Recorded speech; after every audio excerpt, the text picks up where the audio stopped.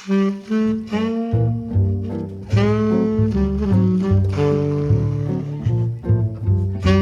yeah, it turns out this happened. Yeah, so last week I went to Adelaide to do a gig with Lightning Jazz on Tuesday night. I thought I'll stay a few days and catch up with some friends while I'm there. I had 4 or 5 friends to catch up with. A couple of them came down with COVID just before, so anyway. And yeah, on my way home started feeling a little bit not quite right, and sure enough, down with COVID. So yeah, I've had 7 days just sitting around here in isolation. Fortunately for me, symptoms have been very mild, just a little bit of a chest cold. I certainly feel for those people who've had a much more severe version than I have. I feel like I've gotten away pretty lightly. I did have a recording booked in last Sunday with the Ken Schroeder Big Band and a gig on Tuesday, so both of them had to go by the wayside. Unfortunately, I was able to get someone to fill in, so that was okay from their end, but bad from my end. But I've had a week to relax and get a few things done around here, so that's been not too bad. I've been working on a bit of a change to the way my trio format works. Up until now, I've had my quintet, which is sort of like, I suppose, my flagship kind of group, but it doesn't work nearly as often as the trio does. The quintet has always worked out of arranged sort of books, so this is an example of, one of my quintet books, and we have little arrangements which will have an introduction and an ending, and then all the, in this case it's just chords written out, so that although I've got my 5 preferred musicians who I use, if one of those instrumentalists is not available, then I can put that book in front of any of the other instrumentalists, and all the arrangements that I've written and other people have written for that group, we can play with whoever happens to be there, and it's still going to sound sort of polished and sort of a little bit special. The trio up until now has worked in quite a different way. I've always booked players, colleagues who share with me a really extensive repertoire of jazz tunes going back to the 1920s, I suppose.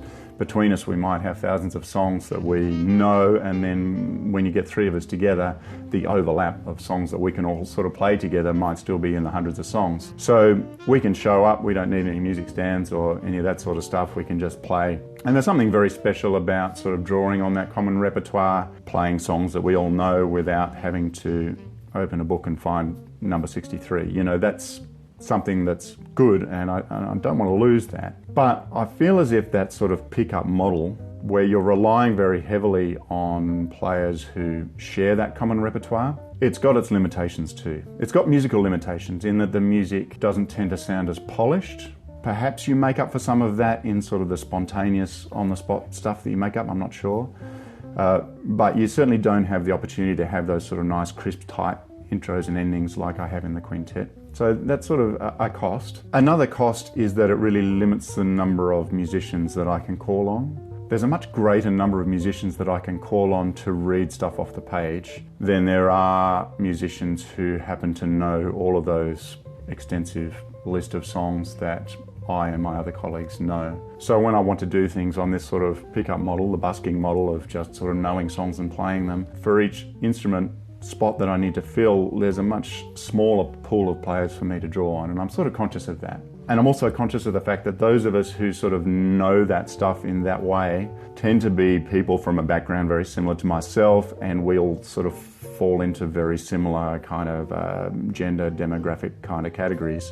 And that's something I'm sort of conscious of too. And so I'm starting to put together trio books so that the trio can have its own book, a little bit like, the quintet book. I'm sure we'll still do a lot of playing of stuff that we think of at the time, but by moving over to like an actual book that I'm going to bring along to all the gigs, it means that I'm sort of set up with music stands and all that sort of stuff, so that whatever material I want to add to the repertoire that time, I can do that very straightforwardly. Up until now, I've quite often had to write out tunes, say when somebody requests a particular tune for a wedding or something like that, and I've printed them out as a one-off part, and they go onto the music stand and get played on that gig, and then they quite often get trashed afterwards because I there's no point in me holding on to them because who knows when I'll ever play them again. Now, if all of those tunes are in the book, and if the book is at the gig, and if there's music stands to put the book on for people to read on all the gigs, then that repertoire becomes available, and also means that I can, in between gigs, think of some songs that I'd like to add to the repertoire that perhaps might not always be part of the common repertoire that we normally rely on.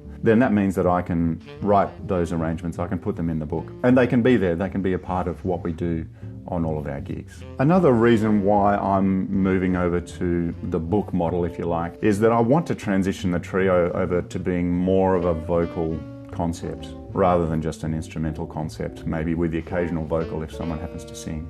Now, I have instrumentalists that I currently use who sing and sing well, and that's fantastic, and I'll be continuing to exploit their skills for sure. But the other thing that I'll be doing is developing my own singing and my own vocal arrangements and putting all of that stuff into the book, so that when I get to the gig, I've got a book of a whole heap of tunes that I'm really comfortable singing, that they're written in my right keys, that they've got all the arrangements written so they sound nice and slick. My vocals, because I'm playing bass at the same time, I feel as if they need to be kind of better organised than they would be if I was, say, a trumpet player. When you're playing bass and singing at the same time, just thinking about those two things sort of requires you to have your practice done. If you're thinking about your bass line while you're trying to think about what the next, things can go weird. So by having the book and by having those tunes chosen and practiced and rehearsed and arranged, then I feel as if my vocals can perhaps become sort of a key part of the trio kind of product, if you like. And that's going to sort of take the trio into some different territory where it becomes a bit more unique and a bit more interesting, I suppose. And I'm not going to lie, like the YouTube side of things has an impact on this as well. I'm obviously editing and mixing tune after tune after tune from gigs that we play to stick up on YouTube. And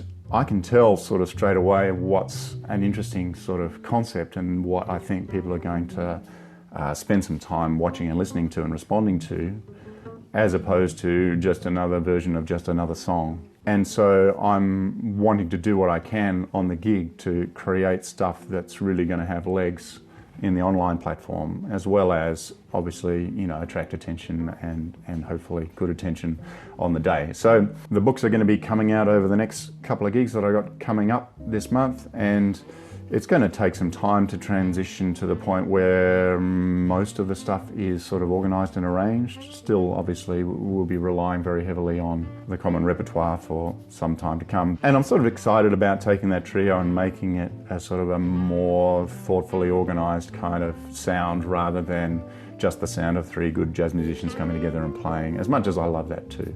So that's all for today. I'm out of isolation starting in a few hours' time, so I'm looking forward to getting back out there and hope to catch you again next month.